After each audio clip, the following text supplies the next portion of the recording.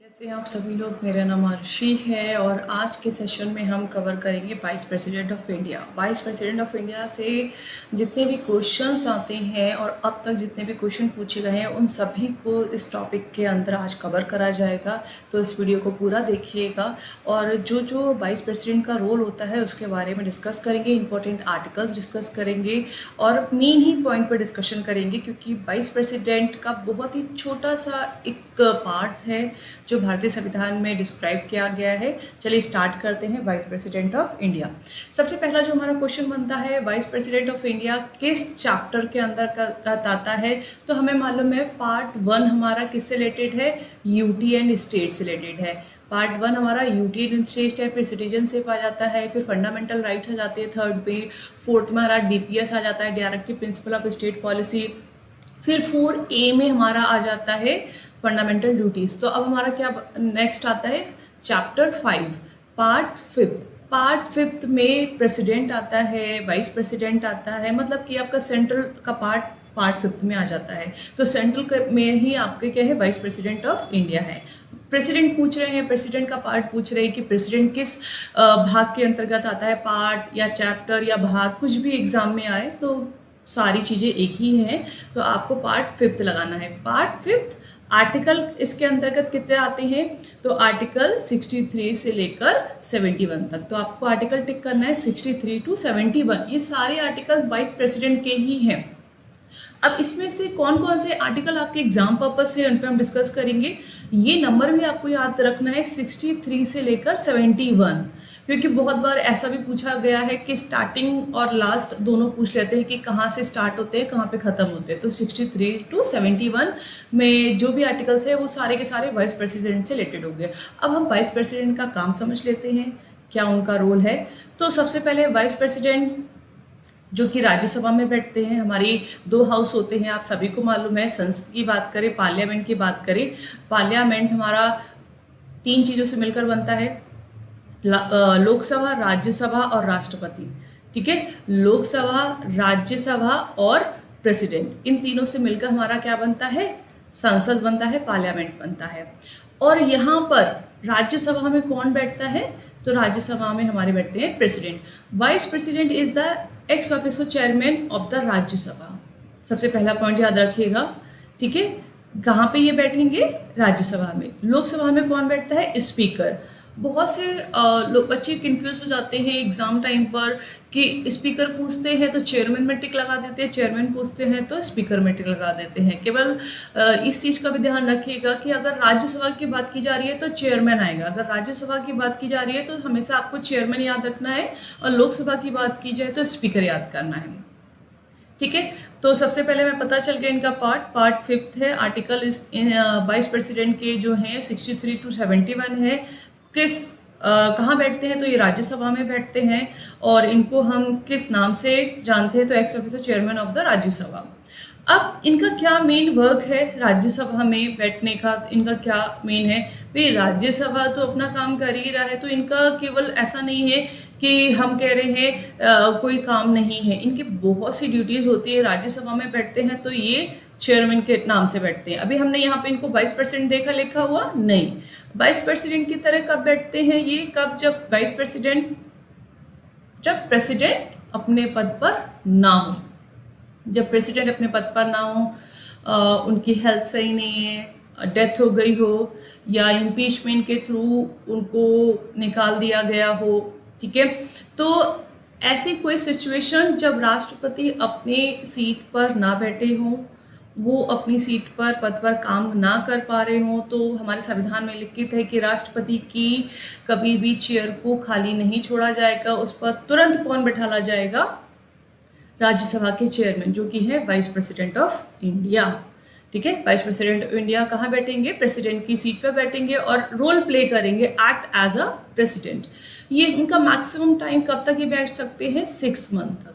ठीक है, कब तक बैठ सकते हैं? 6 मंथ तक, 6 मंथ से ज़्यादा नहीं। 6 मंथ के अंदर ही अंदर इलेक्शन कमीशन को इलेक्शंस कराने होंगे, नए प्रेसिडेंट का चुनाव कराना होगा और फिर वहाँ पे प्रेसिडेंट को लाना होगा। ये जो अगर पूछा जाता है एक राज्यसभा के जो चेयरमैन हैं वो मैक्सिमम प्रेसिडेंट की सीट पर या vice president of India president की सीट पर मैक्सिमम कितने टाइम के लिए बैठ सकते हैं, तो मैक्सिमम 6 मंथ आपको याद रखना है। मैक्सिमम जो टर्म है वो 6 मंथ तक बैठ सकते हैं वाइस प्रेसिडेंट प्रेसिडेंट की सीट पे।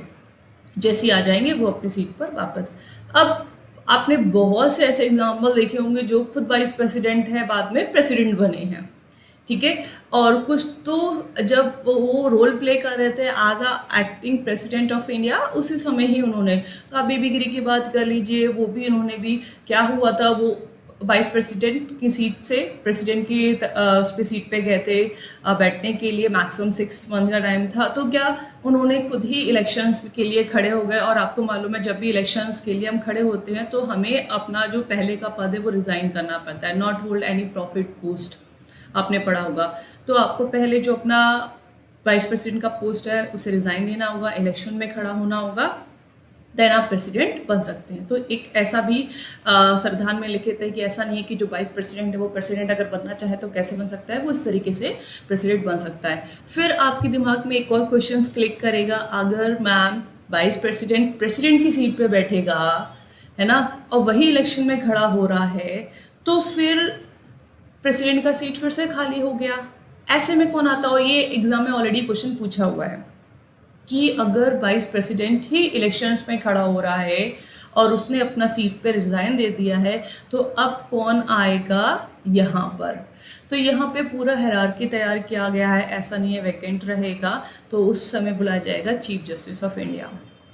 Chief justice of India Hidayatullah already जो कि प्रीवियस में वर्क कर चुके हैं एज अ प्रेसिडेंट, तो यहाँ पे वो बैठ चुके हैं एक्टिंग प्रेसिडेंट के तौर पे। तो ये कुछ पॉइंट्स है, याद रखिएगा कि मोस्टली एग्जाम से रिलेटेड इन्हीं पॉइंट से क्वेश्चन पूछा जाता है। इनका इलेक्शन कैसे होता है, ये आते कैसे हैं, तो इनके इलेक्शन में पार्टिसिपेट करते हैं राज्यसभा और लोकसभा के दोनों मेंबर्स, यहाँ पे पार्लियामेंट के दोनों मेंबर यहाँ पे पार्टिसिपेट करते हैं। सिंगल ट्रांसफरेबल वोटिंग सिस्टम के द्वारा इन्हें चुना जाता है, यहाँ पे लाया जाता है। टर्म कितना साल का होता है, तो 5 साल का होता है। एलिजिबल फॉर री इलेक्शन होते हैं। इन्हें हटाया जा सकता है इनके पद से, भाई कोई भी अगर किसी भी पोस्ट पर बैठा है तो उसको हटाने का तो प्रोसेस होता है, ठीक है, तो इनको हटाया जा सकता है। सिंपल अगर हम देखा जाए, pass by the majority of all them member of Rajya Sabha, Rajya Sabha की ही मेजॉरिटी से इन्हें हटाया जाए, क्योंकि कहाँ बैठ रहे हैं, राज्यसभा में बैठ रहे हैं। अब ये तो एक नॉर्मल सा पॉइंट्स रहते हैं जो आपको हर एक जो यूनियन हो गए चाहे स्टेट के पोजीशन के आप जो भी पढ़ रहे हैं कि to be a citizen of India, ये तो सब में होगा, not hold any profit post. क्योंकि अगर 4-5 पॉइंट दे रहे हैं, आपसे पूछ रहे विच वन इज करेक्ट, तो आप ये 2-3 पॉइंट माइंड में रखिएगा। To be citizen of India, भारत का नागरिक होगा तभी तो आप भारत सरकार के लिए काम कर रहे हैं या फिर आपने सिटीजनशिप ले रखी है, तो to be citizen of India सबसे पहला पॉइंट। 35 साल एज कंप्लीट होना चाहिए। Qualified for election member of Rajya Sabha, Rajya Sabha का इलेक्शन लड़ने की योग्यता होनी चाहिए। तो ये कुछ पॉइंट्स आपको माइंड में रखना है। पावर ऑफ फंक्शन ऑलरेडी हमने आपको बता ही दिया है, as the chairman of Rajya Sabha, ठीक है, इनके पास वोटिंग का पावर होता है। अगर देखा जाए टाई हो गया या दोनों के पास बराबर बराबर है, तो उस समय ये क्या कर सकते हैं, वोट देकर निर्णायक करते हैं। तो उसको क्या बोलते हैं, ये याद रखिएगा, casting vote. He does not vote in the Rajya Sabha, वैसे ये राज्यसभा में वोटिंग नहीं करते हैं, बट इन केस कि दोनों हाउस से सेम मेजॉरिटी मिली है, देन उस समय ये अपना वोट दे सकते हैं। इसके अलावा आपको जो सबसे मेन इम्पॉर्टेंट पॉइंट है याद रखना है वो ये भी है, देखिएगा एट प्रेजेंट कौन है, तो ये याद रखिएगा नाम कौन से नंबर के हैं, तो 15th नंबर के हैं, ठीक है। Radha Krishna is a 15th the current vice president of India. तो अक्सर एग्जाम में ये नंबर भी पूछ लेते हैं कि हायरार्की में अगर आप 1 2 3 याद करें तो ये कौन से नंबर पे आते हैं, तो 15 नंबर के हैं। इनका टर्म कब से स्टार्ट हुआ है, 2025 से स्टार्ट हुआ है। और प्रीवियसली ये कहाँ कहाँ काम कर चुके हैं, किस किस पोस्ट पर रहे हैं, तो governor of Maharashtra, governor of Jharkhand, और तेलंगाना एंड पौंडीचेरी यहाँ पे इन्होंने काम करा है। तो ये कुछ पॉइंट्स हैं जो आपको याद रखने हैं। इसके अलावा कुछ आर्टिकल्स हैं जो अक्सर एग्जाम में पूछे जाते हैं, क्योंकि मैंने जो अभी आपको टोटल आर्टिकल बताए हैं वो 63 से लेकर 71 तक, ये तो आपके टोटल आर्टिकल हो गए 63 टू 71। ये किससे रिलेटेड है? वाइस प्रेसिडेंट से रिलेटेड आपके आर्टिकल हैं। अब इसमें कौन कौन से, देखिए 63 में सबसे पहले आपको याद रखना है खुद ही वाइस प्रेसिडेंट आ रहा है। 63 में vice president of India, main याद करेंगे सारे का। मैं एक आपको ट्रिक बता दूंगी पूरा टेबल का, बट अभी आप मेन याद रखिएगा, सारे के चक्कर में जो मेन होते हैं वो भी भूल जाते हैं। तो पहले मेन 63 में वाइस प्रेसिडेंट ऑफ इंडिया। अब आर्टिकल में अगर हम देखा जाए 66 आपका किससे रिलेटेड है? इलेक्शन से रिलेटेड है, इलेक्शन और क्वालिफिकेशन योग्यता से। तो संसद के दोनों सदनों द्वारा इन्हें चुना जाता है, निर्वाचित किया जाता है। भारत का नागरिक 35 साल, not hold any profit post, ये तो हमने ऑलरेडी। तो ये सारी चीजें किस में कहा गया है? आर्टिकल नंबर 66 में कहा गया है। आर्टिकल नंबर 67, आर्टिकल नंबर 67 किससे रिलेटेड है? आर्टिकल नंबर 67 हमारा रिलेटेड है टर्म 5 ईयर्स, 5 साल के लिए। कितने साल के लिए अपॉइंट किए गए हैं? 5 साल के लिए। आर्टिकल नंबर 69 किससे रिलेटेड है? ओथ से, शपथ। 69 में क्या है? शपथ है, ठीक है। और 66 में हमारा क्या है? इलेक्शन से रिलेटेड आ गया, इलेक्शन, बोथ द हाउस, दोनों हाउस से चुने जाते हैं। 64 में आ गया आपका संसद का संचालन, निर्णायक मत देने का अधिकार। नेक्स्ट है 65, राष्ट्रपति की अनुपस्थिति में अधिकतम 6 माह, ये देखिए ये याद रखिएगा 6 मंथ, ये आर्टिकल नंबर 65। तो एक तरीके से आपको सारे आर्टिकल यहाँ पे मिल जाएंगे, बट मेन मैं आपको बता रही हूँ, एक article number 63 vice president of India, both का काफ़ी रिपीटेड है। इलेक्शन का याद रखिएगा, इलेक्शन। और आर्टिकल नंबर 65, राष्ट्रपति की अनुपस्थिति में अधिकतम 6 माह के लिए ये पद पर कार्य कर सकते हैं। महाभियोग इम्पीचमेंट, भाई अगर किसी को लाया गया है तो उसको हटाने की प्रक्रिया तो होती है। तो आर्टिकल नंबर 67B में यहाँ पे कहा गया है कि वाइस प्रेसिडेंट को भी उनके पद से हटाया जा सकता है, जिसको बोलते हैं इम्पीचमेंट जैसी प्रक्रिया अपनाई जाती है।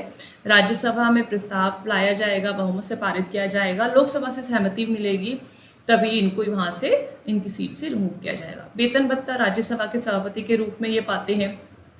अक्सर बहुत बार एग्जाम में ये रिपीट हुआ है कि वाइस प्रेसिडेंट का सैलरी कितनी है, वाइस प्रेसिडेंट ऑफ इंडिया कहाँ बैठते हैं। और हम लोग फ्लो में मालूम है, बट क्या रहता है, एक्साइटमेंट कह लीजिए, एग्जाम का प्रेशर कह लीजिए, हम लोग टिक कर देते हैं वाइस प्रेसिडेंट कहाँ बैठते हैं? राज्यसभा में टिक कर देते हैं। राज्यसभा में जो बैठते हैं वो चेयरमैन है, वो वाइस प्रेसिडेंट के नाम से नहीं बैठते। उनको सैलरी भी जो आती है वो राज्यसभा के सभापति की आती है, ना कि वाइस प्रेसिडेंट ऑफ इंडिया की। वाइस प्रेसिडेंट उपराष्ट्रपति का पद संविधान में लिखित ही नहीं है। अगर आप संविधान में देखेंगे ओरिजिनल इसका, तो उसमें आपका राज्यसभा के बारे में बताया गया, राज्यसभा के चेयरमैन के बारे में बताया गया है, ना कि उपराष्ट्रपति के बारे में, सैलरी के बारे में डिस्कस किया गया है कि हाँ वहाँ बैठे हुए हैं। तो राज्यसभा के सभापति के रूप में ही इनको क्या मिलता है? सैलरी मिलता है। क्योंकि जो हमारी जितनी भी सैलरीज होती है ना, जो नेताओं की या राष्ट्रपति की, उपराष्ट्रपति की सैलरी दी जाती है, वो भारत की संचित नीति से, कॉन्सोलिडेटेड फंड से ली जाती है।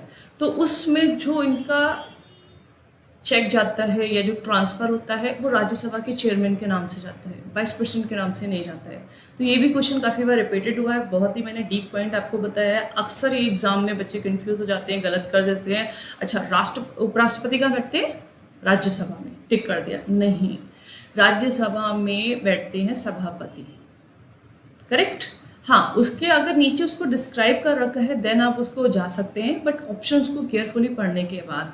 तो आई होप आपको पूरा चैप्टर क्लियर हो गया होगा। जो मैंने आज अभी पॉइंट आपके साथ डिस्कस करे हैं उनको माइंड में रखिएगा, ध्यान में रखिएगा, क्योंकि इसी से रिलेटेड आपको सारे क्वेश्चन पूछे जाते हैं।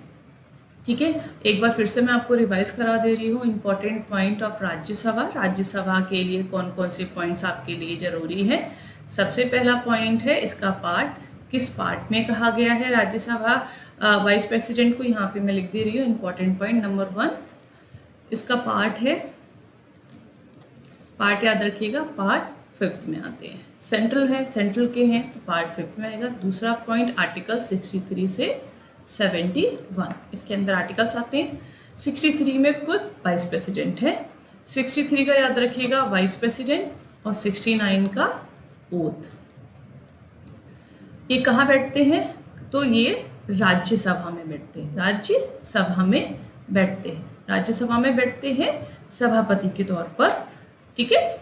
और इनका मेनली पावर क्या है? जब भी राष्ट्रपति अपने पद पर ना हो, किसी कारण से उनका पद खाली हो, बीमारी के कारण, इम्पीचमेंट के कारण, डेथ के कारण, तो ये वहाँ पे उनकी सीट पर बैठ के काम करते हैं। उस समय इनको जो भी वेतन भत्ते सैलरी होगी वो राष्ट्रपति की ही मिलेगी। तो ये चाहते हैं खुद राष्ट्रपति बनना, तो इन्हें पहले अपना जो पद है उसे रिजाइन देना होगा, देन फिर ये अपॉइंट होंगे राष्ट्रपति के तौर पर इलेक्शन लड़ने के बाद, जीतने के बाद। और उस टाइम के लिए जो भी भारत के मुख्य न्यायाधीश है वो राष्ट्रपति के पद पर काम करेंगे। तो आई होप सारे आपको पॉइंट क्लियर हो गए होंगे। और निर्णायक वोट का भी याद रखिएगा। अगर कोई डाउट्स एंड क्वेरीज है तो आप शेयर करिएगा। इससे रिलेटेड क्वेश्चंस भी हम आगे आपके साथ डिस्कस करेंगे। थैंक यू, मिलते हैं नेक्स्ट सेशन।